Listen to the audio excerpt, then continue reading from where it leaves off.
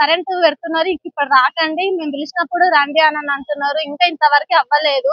కొత్త government ruling కాగానే 15 రోజులలో ఇంట్లోకి పోవచ్చు, పాలు పొంగించుకోవచ్చు, పోయేసి మీకు అన్ని సౌలభ్యం చేస్తామని గతంలో సీఎం రేవంత్ రెడ్డి గారు చెప్పడం జరిగింది.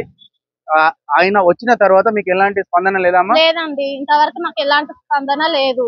అందుకే ఇక్కడికి వచ్చినాము. మేము ఆ ప్రాబ్లం గురించే వచ్చినాము. మాకు ఈ వాటర్, కరెంటు, జనరేటర్ గురించి, మంచినీరు గురించి వచ్చినాము. మాకు ఇవన్నీ అలవాటు తొందరగా చేస్తే మేము మా ఇళ్ళకి మేము వెళ్తామండి. ఇప్పుడు మీకు ఇల్లు గిడ ఇవ్వలేదమ్మా? బండ్లగూడ దగ్గర ఉంటారా? ఆర్టీ కాలనీ దగ్గరనేనా మీది?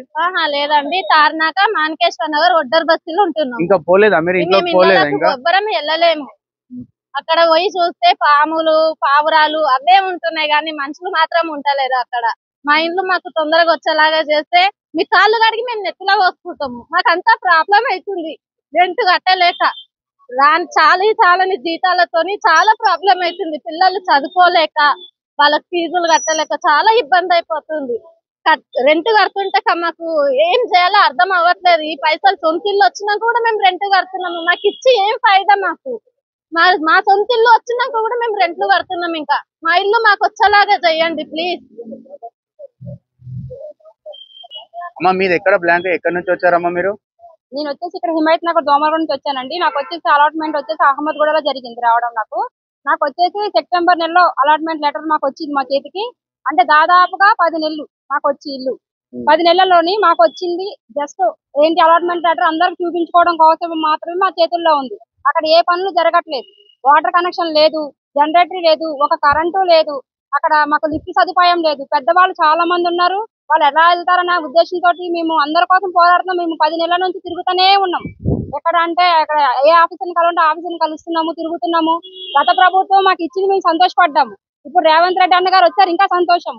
మాకు చేయవలసిన పనులు చేసి మాకు రావాల్సిన నిధులు కేటాయించి 700 కోట్ల నిధుల కోసం కేటాయించి మాకు అన్ని కట్టిస్తే మేము మా ఇళ్లలోకి వెళ్ళి గృహప్రవేశం చేసుకుంటాం. ఇది ఎలా ఉందంటే ఒక ఐసు గడ్డను ఒక చేతిలో పెడితే 5 చేతులు మారి వచ్చేసరికి మా చేతిలోకి వచ్చేసరికి వాటర్ అయిపోతుంది. సో మా చేతులకు ఇంకా ఆ వాటర్ కూడా, ఆ నీరు కూడా నిలబడట్లేదు, లేవు అసలు. ఆ నీళ్ళు కూడా రాలేదు మా చేతి. అంటే ఇప్పుడు గతంలో మీకు ప్రభుత్వం కంటే ఇప్పుడు వచ్చిన ప్రభుత్వం అన్న మీకు పట్టాలు చేతిలో పెట్టడం జరిగింది కదమ్మా? ఆ పట్టాలు చూసుకొని మురుస్తున్నారా ఇప్పుడు? జస్ట్ ఆ పట్టాలు చూస్తే మురుస్తున్నాం మేము అంతే. అంతకు మించి ఏం లేదు. వాటర్ లేదు, కరెంటు లేదు, ఏది లేదు అక్కడ. ఏది లేకుండా ఉండి ఇళ్లలో ఇప్పుడు బయట మేము అంతా 5,000 6,000 రెంట్లు కట్టుకుంటున్నాం. ఇళ్లలో పని చేసుకునే వాళ్ళు ఉన్నారు, ఆఫీసులో పని చేసుకునే వాళ్ళు ఉన్నారు. అందరూ ఎవరు డబ్బులు ఉన్న వాళ్ళు కాదు. డబ్బులు ఉన్న వాళ్ళకైతే ఎవరు గవర్నమెంట్ అయితే ఇల్లు ఇవ్వదు కదా.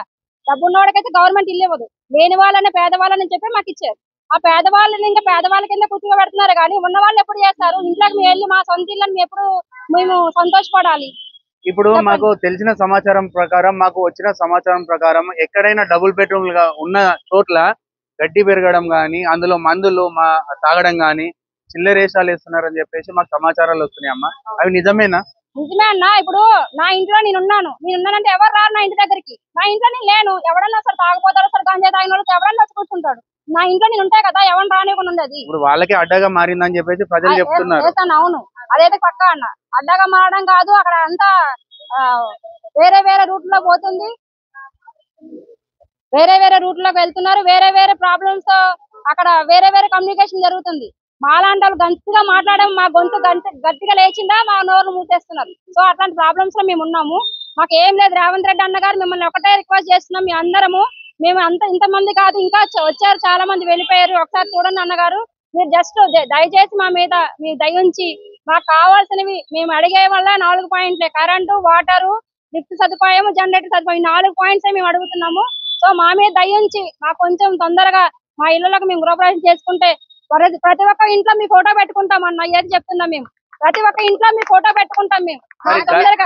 డిసెంబర్ లో ఆయన హోదా ఎక్కనప్పుడు మీకు నేను ఎక్కిన 11 రోజులనే మీరు ఇంట్లోకి పోతారు, పాలు పొంగిస్తారు అన్నారు కదమ్మా. ఆ పద్ధతి మాట ఇప్పుడు ఉన్నదా? ఏం లేదన్న. ఇప్పుడు ఓట్లు వేసేటప్పటికి చెప్పారు ఏంటి, మేము ఇది చేస్తామని చెప్పారు. సరే, ఇప్పుడు ఏంటంటే కొత్త ప్రభుత్వం వచ్చింది, కొన్ని పనులు ఉంటాయి, అవి చేసుకుంటూ వచ్చారు. మా దగ్గరకు వచ్చారు, లేట్ అవుతుందేమో. లేట్ చేయొద్దన్నా, మాలాంటి వాళ్ళు పని చేసుకుని కిరాయి కట్టుకోలేకపోతున్నాం. సో మమ్మల్ని గుర్తించండి, డబుల్ బెడ్రూమ్ ఇళ్లదారులందరినీ గుర్తించండి, మాకు కొంచెం సదుపాయం కల్పించండి. మీరు చెప్పే పనులన్నీ పూర్తి చేస్తే ఆడవాళ్ళకి ఫ్రీ బస్ ఇస్తే చాలా సంతోషం.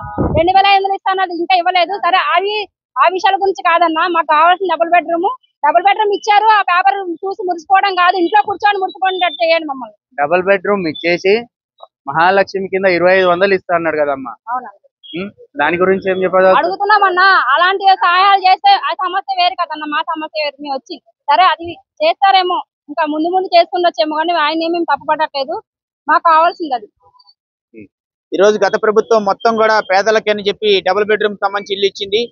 70,000 మందికి, 1,00,000 మందికి కట్టి 70,000 మందికి మాత్రమే పట్టాలు ఇచ్చింది. కానీ అందులో ఎటువంటి వసతులు లేని ఇళ్ళని మాకు ఇవ్వడం జరిగింది.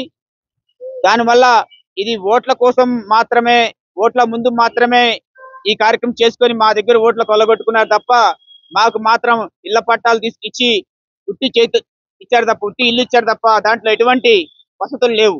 ఆ వసతులు లేకపోవడం కారణంగా ఈ రోజు మేము సంవత్సరం నుంచి బాధపడుతున్నాం. ఒక 1 ఇయర్ నుంచి ఈ రోజు.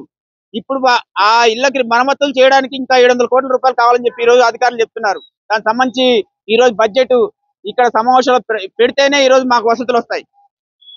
ఆ బడ్జెట్ సంబంధించి ఈ రోజు నగరంలో ఉన్న ఎమ్మెల్యేలు ఒక్క ప్రజాప్రతినిధి కూడా ఈ రోజు ఒక్క మాట కూడా మాట్లాడలేదు. ఎన్నికలైన తర్వాత ఒక్క ఎమ్మెల్యే కూడా, ఒక్క ప్రజాప్రతినిధి కూడా ఈ రోజు డబుల్ బెడ్రూమ్ ఇల్లు అంటే ఓట్ల ముందు ఒక మాట, ఓట్లు అయిన తర్వాత ఒక మాట పరిస్థితుంది.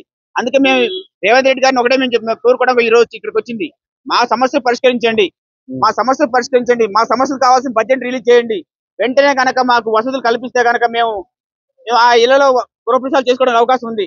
ఆ రకంగా మీరు సహకరిస్తారని చెప్పి, సహకరించాలని చెప్పి ఉద్దేశంతో మేము మొన్న మాకు ఒక 1 month బ్యాక్ కొన్ని ఫోటోలు రిలీజ్ అయినాయి, వీడియోలు కూడా.